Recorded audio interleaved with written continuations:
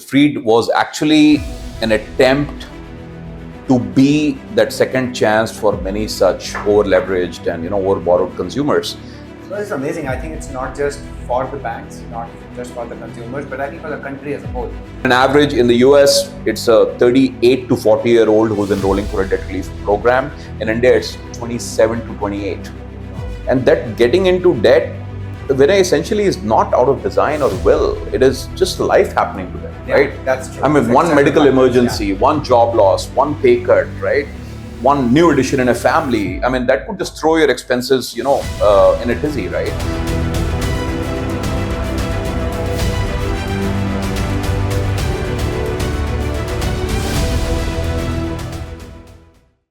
Hello everyone. Welcome to Beyond the Pitch with Inflection Point Ventures, where we learn about some new strategies that new age businesses are adopting. Today we have a very special founder in Ritesh Srivastava, who is solving a very noble cause around making people debt free.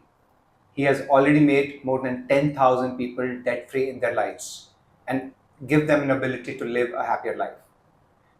With that, let's start our day to day with Ritesh Srivastava. Good morning, Ritesh. How are you? Morning, Vinay. Thank you. Thank you so much for having me. Always pleasure to connect, talk to you. Thanks again, and let's roll. No, you're welcome. Yeah. So let's start, Ritesh, with talking about what does Freed exactly do? Sure. What's the business model and what's the problem you're out to solve for? Sure.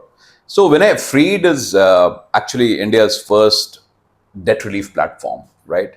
Now, what is debt relief, right? Essentially, one would begin with, so it's a consumer-facing debt relief platform. So, of course, we are solving over-leveraged and overwhelming debt that people have, that consumers have, right? Freed was actually an attempt to be that second chance for many such over-leveraged and over-borrowed consumers who do not see. Of course, in our country we have financial. There is a severe lack of financial literacy, right? Especially 65% of our population below 35. You can imagine that, and that is something that is not taught in any school. That's true. How to manage your debt, how to go about managing your finances, personal budgeting, spend analytics, right? So we actually begin at Freed, if I were to just give you one mission, which is helping an everyday consumer move forward in life towards a better financial future. Yeah. And in terms of the business model, clearly we are a pull platform. As you know, relief is something that cannot be pushed. Relief has to be sought, right? And for seeking that relief, there has to be realization that I'm in a problem. Yeah. Right? And that's exactly what we do. We are a pull platform.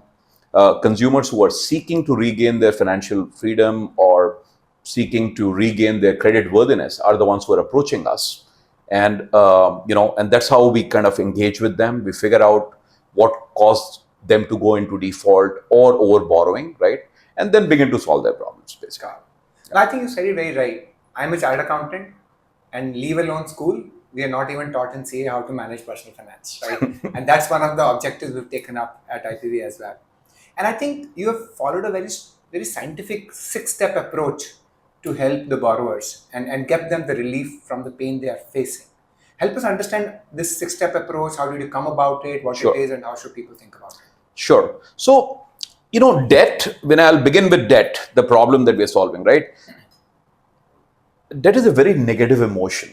If you look at debt, it brings all sorts of negative feelings, anxiety, depression, fear, anger, frustration, lack of certainty, right? And these are very basic human needs and vulnerabilities that a human possesses, right? And while we have a lot of Gen Zs and millennials who are riding very high on the aspirational curve, getting on impulsive spending, India is a consumption story, and we are of course on a track to reach 5 trillion and whatnot, right, over the next few years. It is going to be a consumer story, right? Consumer spending story. Now, what we are seeing is that a lot of these millennials get into this trap. Some of them are just going paycheck to paycheck, just one setback away, and few unfortunate ones who have actually already gotten into debt, right?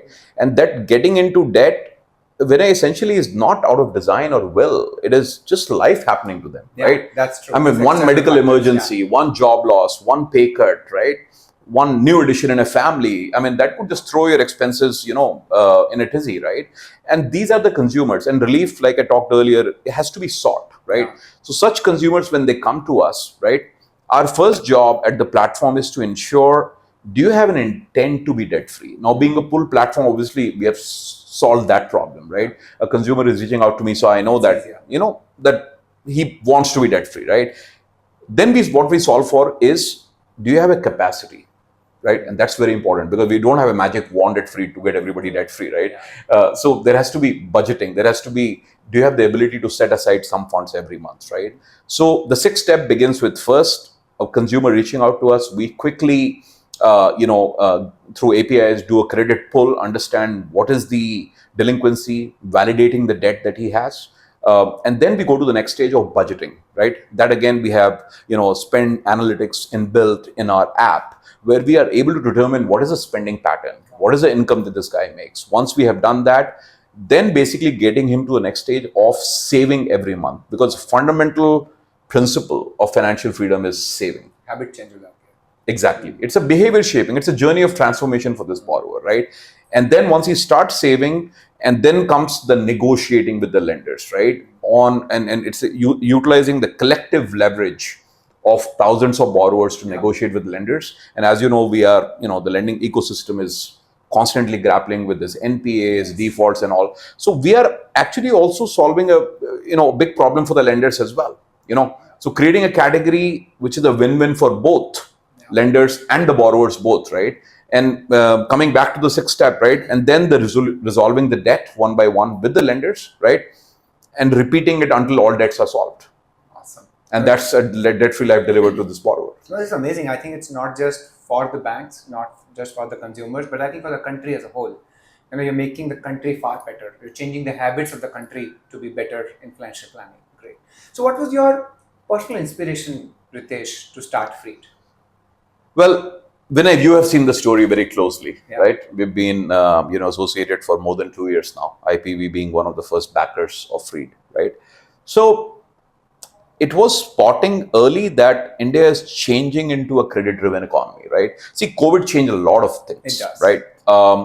But the opportunity was not just COVID. Opportunity was, and Vinay, you would have seen this, right? Right around 2015-16, after the IL&FS crisis, right?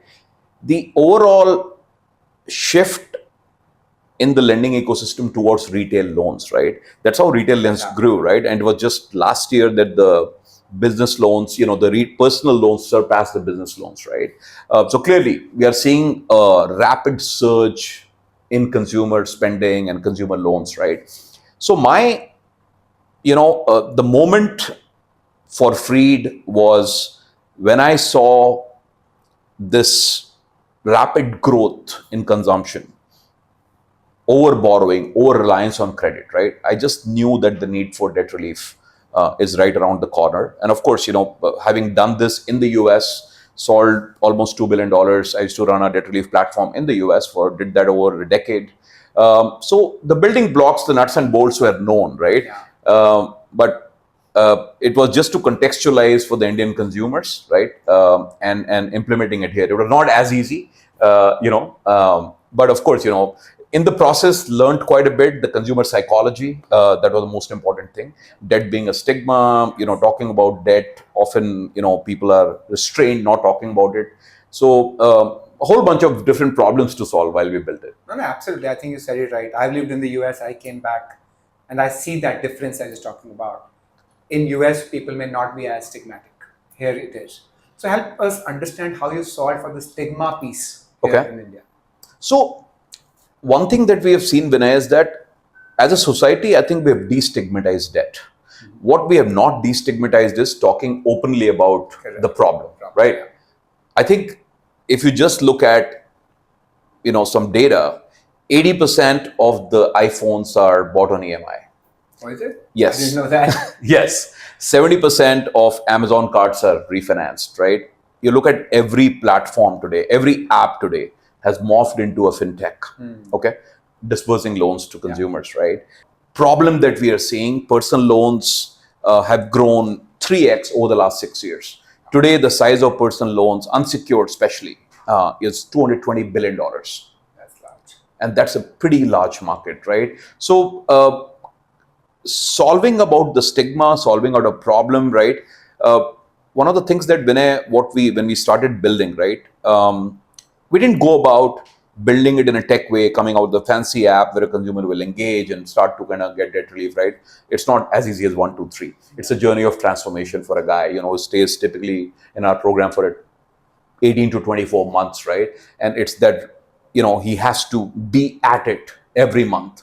It's a counseling that we have to do with this consumer. Of course, now we are using AI and a lot of nudges, psychological nudges to these borrowers. But we didn't start out doing that. When IPV backed that, I didn't have tech, I didn't have a CTO. You know that, right? So, but the approach that I took is, let's solve a problem in a brick and mortar way, right? Tech can be built over that. Yeah. But let's get the building blocks right. Will the consumers trust the platform, come on and sign up? And then once the customers have signed up, will they save? And once they have saved, will the lender settle? Yeah. So all those assumptions had to be validated, right? That's true. And that's been the journey at Freed. No, that's awesome. And you talked about challenges. Sure. Now talk to us about what challenges you faced in this business. And Sure. you talked about funding as well. Sure. And a little bit about funding journey, Right. how that was now that you've raised multiple rounds of funding. Right. So I think first thing first, I'll talk about, what does a consumer need? And I think that latent need of a customer, because see, if you look at a customer in debt, right, there are a lot of these vulnerabilities, he has trust issues, right? How does he go about trusting a platform which he has not heard of, right? Because of course we are building it. It's not built in 3 years. A platform like this takes about 7 to 10 years, and that's what we're in it for, right? So building the trust and transparency on the platform. How do you communicate with the customer, right? So the 3 pillars at Freed that we look at is empathy, passion, and service, right? Mm-hmm. First thing first is, unless you don't empathize with the customer that, hey, it's all right, we understand your problem, right? Life happens. You deserve a second chance, right? So that empathy in the communication is extremely important to build that trust. That's one. Second, how do you get this right? How does the consumer trust you beyond your words, right? Is where the revenue model comes in, right? When do you charge, right? And as you know, whenever we switch to a complete performance model, as in we don't deliver, you don't pay. You don't charge, right? So when you're building a category, it's also important to get the pricing right. Correct. If you don't have the pricing right, you're risking that very, this very category and very belief that you're trying to establish, right? So we have to build many things, right? While building this category, A, solving this problem, creating a win-win. Mm-hmm. Second, to also get the pricing right? And once we got the pricing right, the consumer could trust us, hey, I don't have anything to lose at least, right? Because the idea at Freed was also that you don't want to put the customer in a worse situation than what he was in before he came to you, right? So these things, I think, went about building that trust with the consumer, because I think if you have that sorted, everything else, follows through. Exactly. Even raising capital for, the first round is always the most difficult one, right? And again, I still recall our first meeting in 21 December, right? Freed was just about a year old, right? Right around COVID, and me talking to you, telling you this is what we're building, right? And it was convincing the customer. I think more than anything else, it is the passion and the vision of the entrepreneur that the investors are looking for. I mean, you know this the best, and of course you have to be very sure about the market size, about the value proposition, your grasp on the numbers, right? So these things helped. And of course, like I said, again, IPV helped coming in as an anchor investor in the first round. I believe first round is mostly the validation of the idea and the founder, right? And then I think it's all about the team effort, right? You go on to do Series A, B, C, and all that, right? But I think the first round is most critical, and that's why I'm, very, very grateful to our first set of investors, including IPV, Multiply, a few others who joined the round, right? So funding, I think, will happen if you're solving a real problem, and if you have got, a real product market fit. funding is a byproduct. Will happen. You need growth capital, of course, but I think first to solving a real problem is more important. And also, I think one last thing, Vinay, I think what I'm seeing in the startup ecosystem also is quite a few. I'm no expert, but quite a few startups getting very passionate about the solution and not the problem. That's true. Right? Unless you constantly iterate your solution. I mean, at Freed, it took us four pricing models to get to the final one. Correct. That, hey, it's a trust deficit that the customer has, right? So build your model where it's a performance model, right? And that helped, So I think being passionate more about the problem is more critical, because solution can be iterated and pivoted and changed. That's what we did. No, cool. Yeah, I like your EPS strategy. Yeah. Empathy and passion. In finance, what is called the earning per share. So I'm sure your EPS will help the shareholders' EPS as well. Yeah. You talked about challenges in funding. Talk to us about a little bit on the challenge on the people side, and how do you build teams? You just told me about some of the great team that you're building now. So it would be great to hear that side as well. Absolutely. I think it's one of the very critical building blocks as you are scaling a startup, right? It's like building a Noah's Ark, right? You have to get the right people, expert in their own fields, right? And more importantly, driven and aligned with your vision. I think, Vinay, what is more important is how do you make them, because practically the way I look at it is, right, every key hire that you do, right, becomes an entrepreneur in your company, right? We have seen the examples of Zomato where people joined very early and became co-founders, right? And that's exactly the journey that we are on to as well. Unless I don't see a key hire coming in and taking on that co-founder position, I don't hire them, right? I think that's where the drive, that's where the hustle. We need hustle. Period. Yeah, absolutely. I mean, we need that hustle, right? And so you need hustlers to be with you as well, but who are aligned with the vision. And again, unlocking that wealth is very important. You have to have that ambition in that individual who's coming in, to eventually unlock their wealth, and that can only happen once you stay in the company for a long enough time, once you have aligned yourself with the vision of the company. And I think, like I said, wealth will still be a byproduct, but I think money moves the world. That's important, right? So I think that ambition, desire in the individual, right, to make that wealth is also important, and of course, aligning the vision. That's awesome. Let's talk a little bit about when you adopted the US model to India, or if you did, what were those different things that you found in India versus US, and how did you adapt to this culture or to this country? So, when a lot of hits and misses, man, to be honest, lot of hits and misses. I think what I presented to IPV on how the things would work, business model would work, none of that thing holds true right now, right? We constantly pivoted, constantly iterated, right? And being brutally honest, right? Of course, because we plan for certain things to pan out certain way, and it does not work because you have to constantly have your ear on the ground in terms of what does the customer want, right? And that's what we did at Freed. So few things was, one, of course, what I saw in the US was it's a 1.7 trillion in personal loans and credit cards that we have outstanding in the US, which is almost 10% of the overall household debt, right? But in the US, what's other good thing is that if you look at the household debt of US out of a total $18 trillion, about 70% and upwards of that is in home loans, okay, which is a good debt, right? On which you are building equity, right? Unfortunately, in India, we're seeing a very different situation. We're seeing 33% of the retail loans in unsecured. As it is in India, homeownership penetration is quite low compared to the US, right? So there is this rapid growth in unsecured loans without understanding the high cost, APRs, interest rates that loans have, right? So one of the commonalities that we saw was over-reliance in credit that has increased in India. That's one. Lack of financial literacy, I believe US may just be a tad better than India. Nothing great shakes there in terms of, them understanding. The reliance on credit card and all that. The third thing, what I saw in India was that the stigma bit of openly talking about, I had debt problems, but I'm over it now, Yeah. right?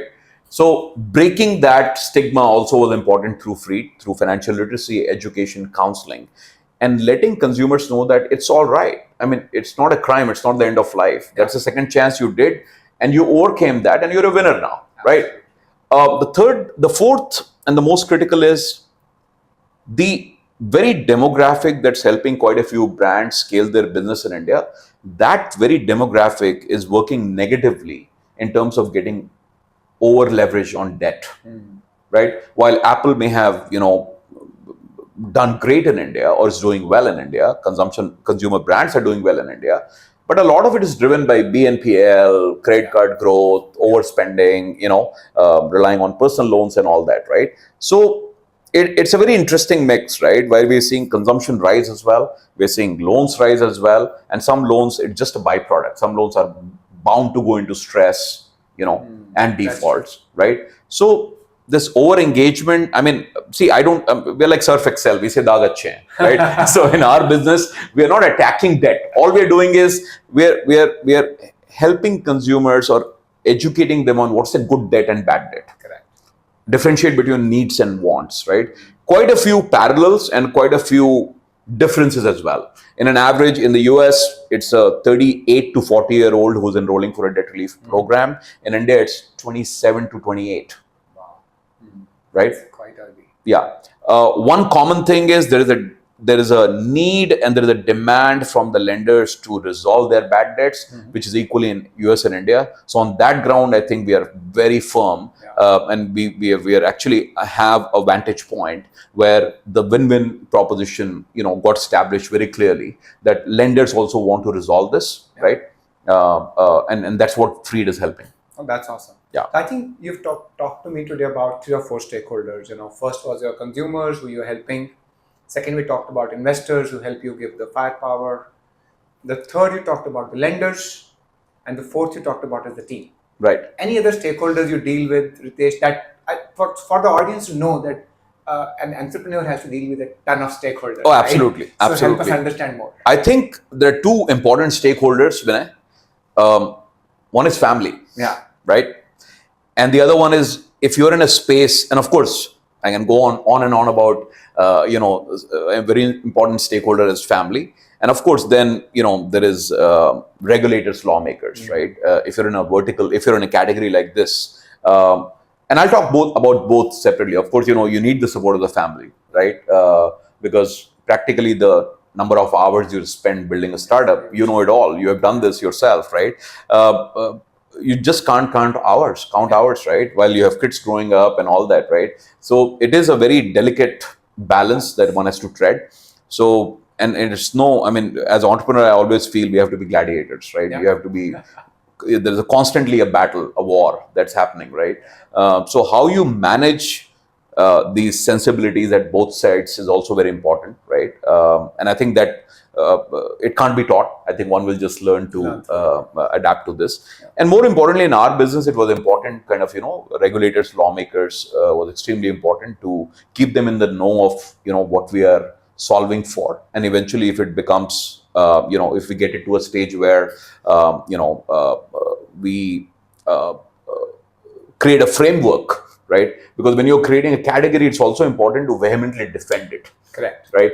With your pricing models, with the right communication and all, because what you don't want is, few other players coming in and kind of, exploiting a consumer, right? So we are also very sure about how we want to vehemently defend this category, set the right frameworks in terms of pricing models and all, right? In the name of debt relief, we don't want consumers to be getting ripped off. Awesome.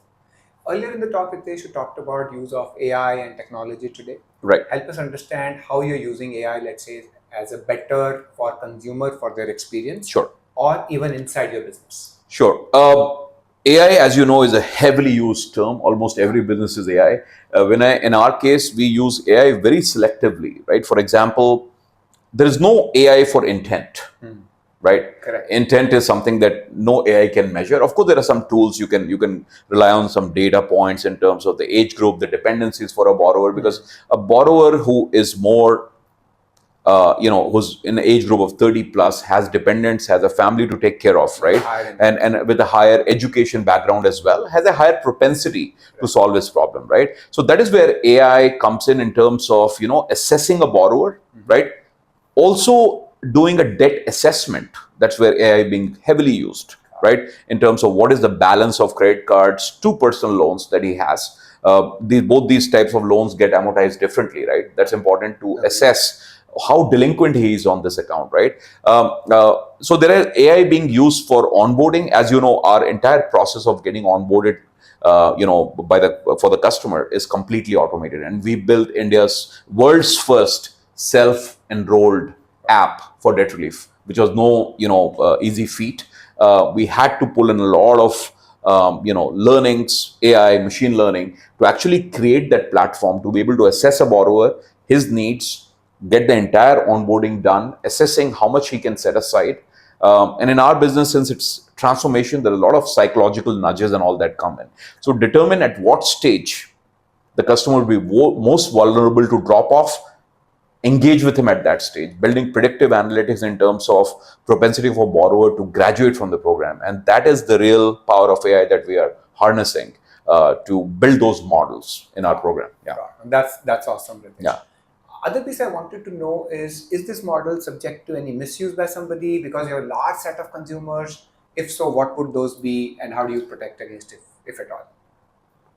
So Vinay, a debt resolution program, right, is eventually for a borrower who's deeply delinquent, right? Now, it's not a walk in the park for a borrower to go through a debt relief program. As you know, in India, although collection is a regulated space, RBI has clear mandates in terms of what to do, what not to do. But we are seeing open violation of those, right, happening. Some borrowers going through extreme harassment, abusive collection practices. So what basically, essentially what we try to do, right, is look at that borrower's intent to come out of it, right? Also understand the entire model in terms of establishing a win-win for that borrower, right? Because eventually the goal is also a lot of psychological nudges to the borrower at the right time. And when he has been through this program, never to fall into this trap again. Okay, yes. Now, to answer your question of how can this platform be abused, right, Vinay? So if I'm, let's say, a current borrower and I want to say, okay, let me enroll with Freed and, let me save some money, maybe a 30, 40%, 50%, right? Then I'm someone openly signing up for harassment. I'm openly signing up for my credit score to go bad because I'm not paying the lender. Correct. And I'm openly basically signing up for saving some funds every month, right? And if I'm someone openly wanting to do all this, signing up for all this, I don't need debt relief. I will rather not pay. I will be a willful defaulter because it's a psychology of that borrower, right? When does he come to us, right? So our platform is built in a way that you come, we assess your situation, and you save every month. And these are not the traits of someone who's willfully wanting to default. Understood. No, that's basically built into the psychology piece itself. Correct. And you talked about a similar model, let's say in US. Right. Are there similar model, let's say in other Asian countries, let's say Singapore, Thailand, or European countries as well? So after the US, you do have Canada, Australia, UK, where such models have been around. In the US, they've been around for 2 decades plus. I'm seeing emergence of such platforms in Indonesia, right? And we do have Southeast Asian aspirations as well. I think the leverage that we have is, the tech piece that we have built around the onboarding piece, which is through an app itself, right? So very soon, hopefully, we'll give you, some good news in terms of, what Southeast Asian countries we're looking to target. Business has been around. Wherever there will be debt, there will be stress. Wherever there will be debt, there'll be delinquencies, and Freed steps in a post-lending landscape. जब वो कहते हैं जब कोई debt बिगड़ जाए, that's where Freed comes in, right? Yeah. So that's well put. Yeah. So just building on it, जब कोई debt बिगड़ जाए, how does it feel when you see stories of people becoming debt free, or are there such stories which were really touching for you that you want to talk about? Quite a few. Quite a few. To be able to help an individual through a very difficult phase of his life, right? And to be able to get him, because debt is just not about number, it's about families, it's about aspirations, it's about dreams of an individual, right? And to be able to contribute to that dream, to be able to contribute to that cause of a guy becoming debt free, I think it's priceless, to be honest. It's completely there have been many instances. We have saved many divorces, by the way. We have had husband and wife come to our office, at least the ones who are local. Wife doesn't know what the husband has gotten himself into, and coming to us and understanding how you're going to help us do this, right? So helping many individuals to be able to provide for their family, because they have that extra cash flow left, now that is behind them, right? So there are many success stories, right, that we have created, and it's good to be a part of a small part of their life as we help them transform into a responsible borrower.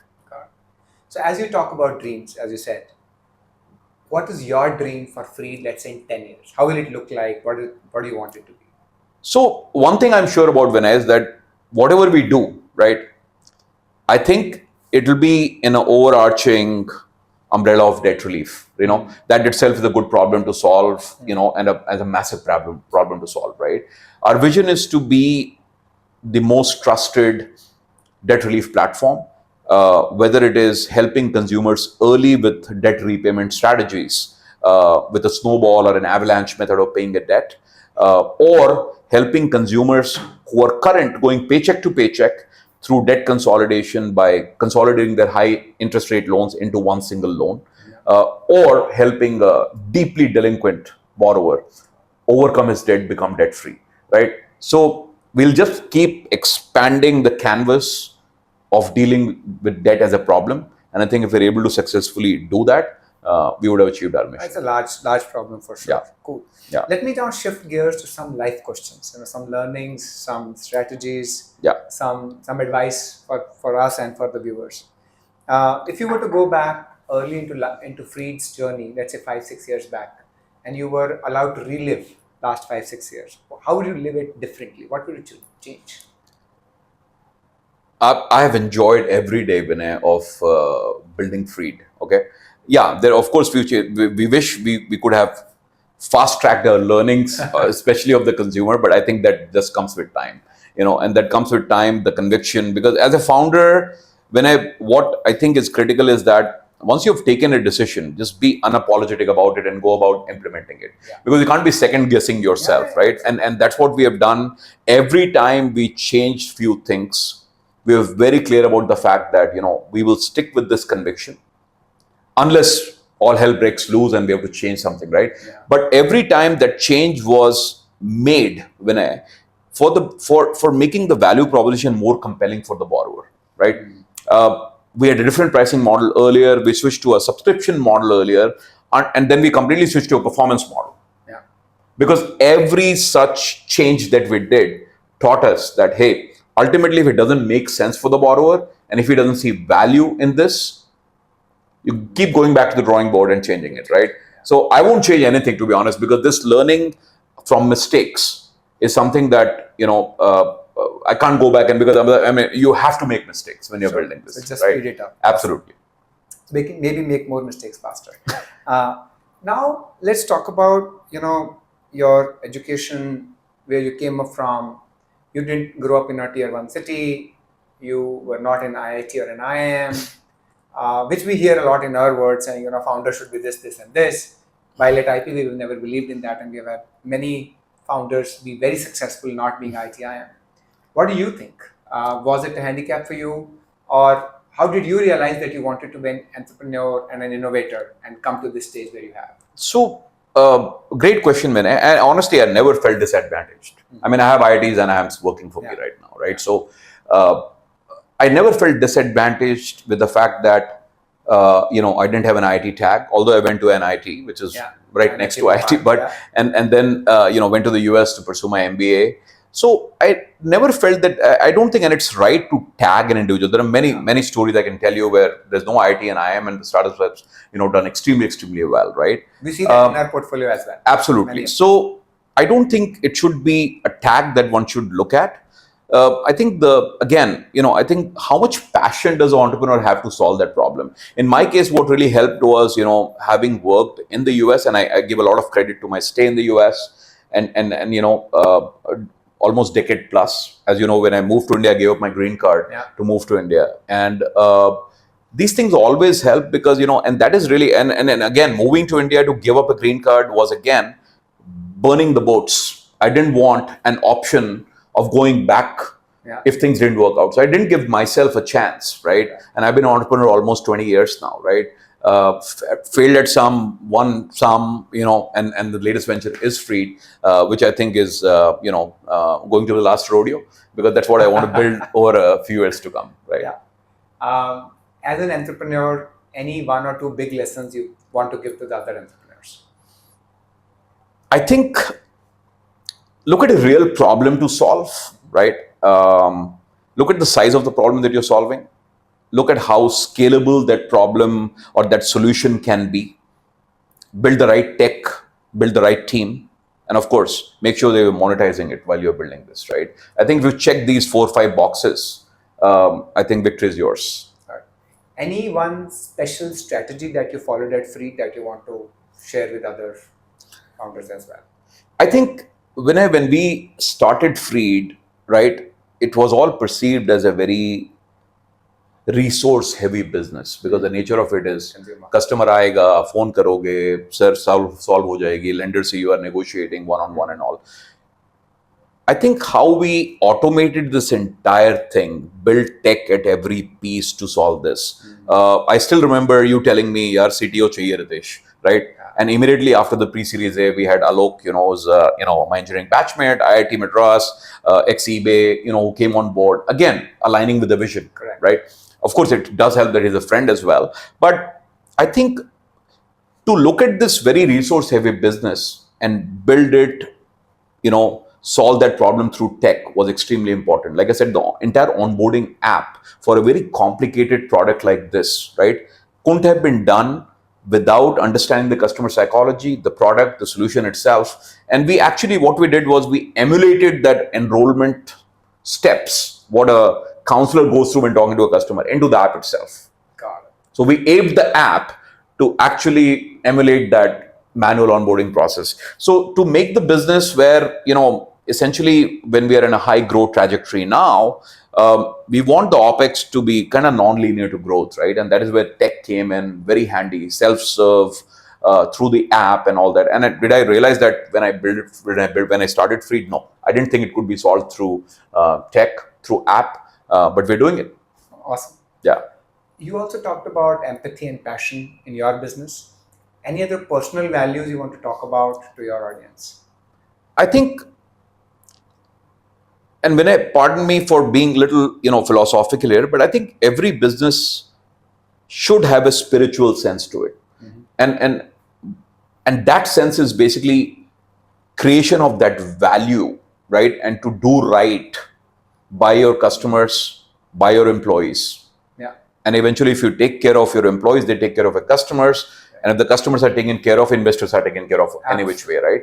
So I think that's important, that at every stage, how you're creating that value and you're doing right by those critical stakeholders in your company is extremely important. So that's what I would say, that hey, don't chase growth, don't chase profits, just keep doing right by every set that you're interacting with, and I think that solves the problem. That's a wonderful advice, Ritesh. Yeah. And you've given us a lot of advice to us, to audience, and to other founders. Now tell us, who do you get the advice from? Any one mentor or any couple of people who you really look up to? I think,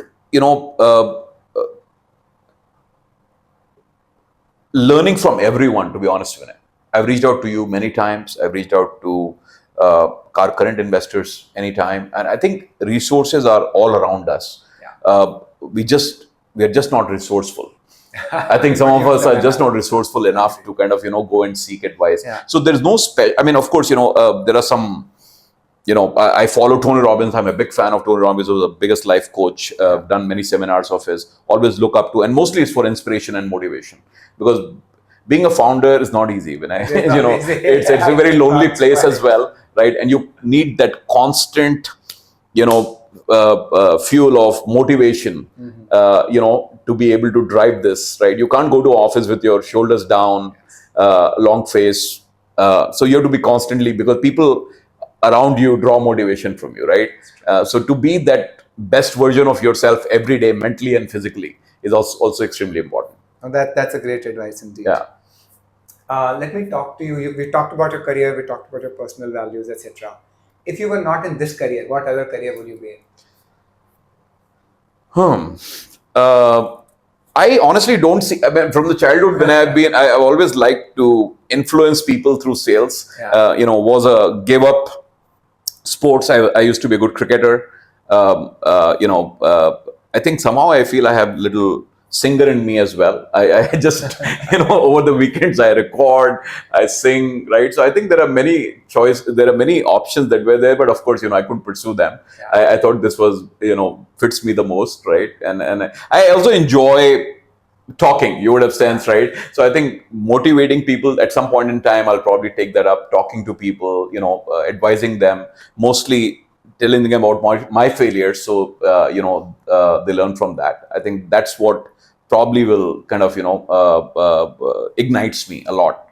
I do remember early on when we were talking 2 years back, you did tell me that you sing, I think, Ashok Kumar song, if I'm not wrong. Kishore Kumar. Kishore Kumar. Sorry. Yeah. So how has your hobbies like, let's say, singing or travel shaped your journey so far?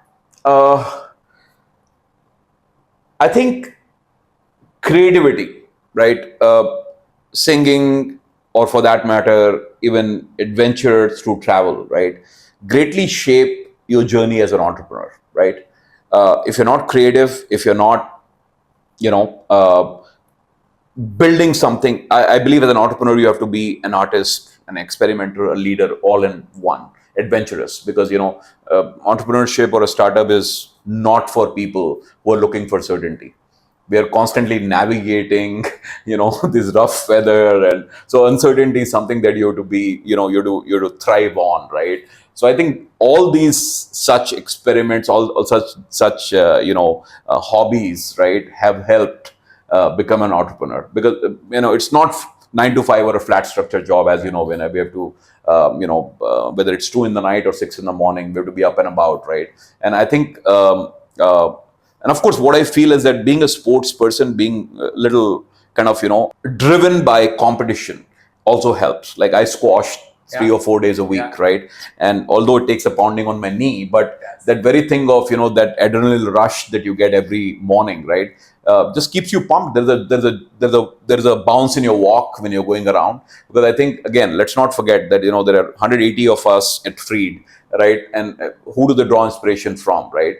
So we have to make sure that, we are there as a pillar when they need that inspiration, that advice, and someone to look up to.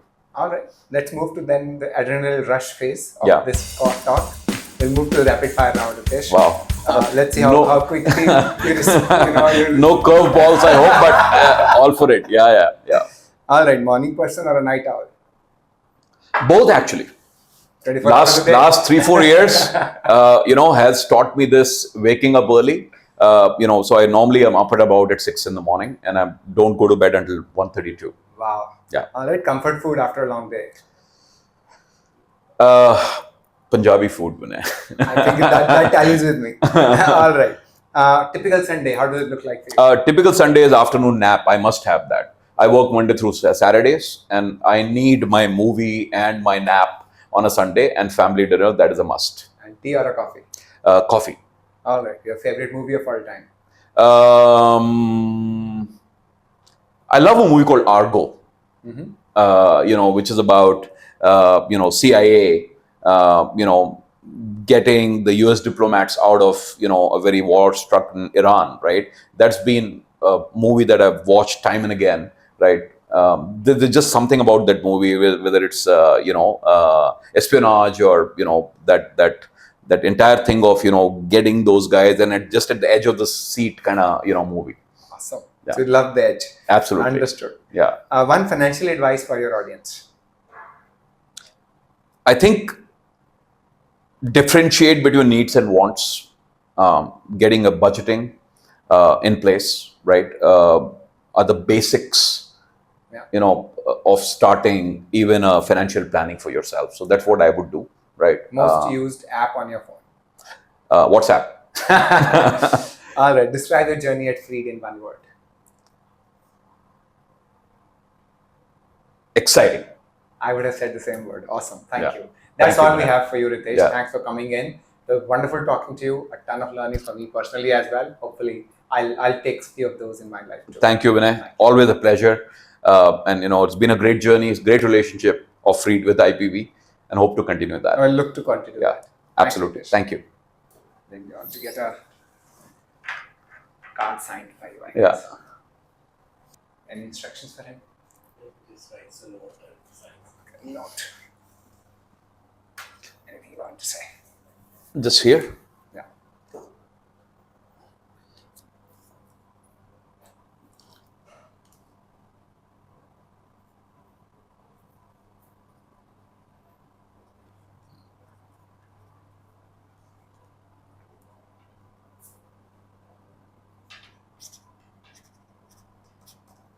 All right. Thank you, Ritesh.